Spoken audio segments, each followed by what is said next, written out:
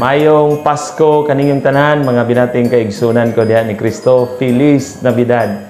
Mga igsoon, ining bulan sa Disyembre at tumang sa ulugon ang pagkatao sa atong Ginoong Kristo.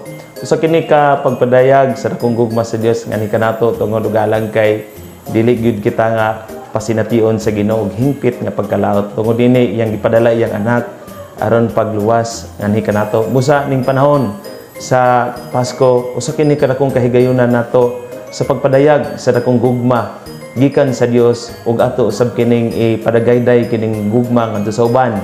Pinagi sa atong pagpakita, sa atong pagkamanggihatagon, sa atong kaayog positibo nga panlantaw sa kinabuhi. Ang Pasko dili lang gid unta ni akong pinaskuhan, ma'am, akong pinaskuhan, sir, kundi ang atong paghatag na usab ug higayon nga pinasahi. Ang imong pinaskuhan, day, dong, ate, kuya, ready na, kuhaan na sa among balay. Ingon ani unta nato igsoon, mga igsoon sa ulugon ang Pasko.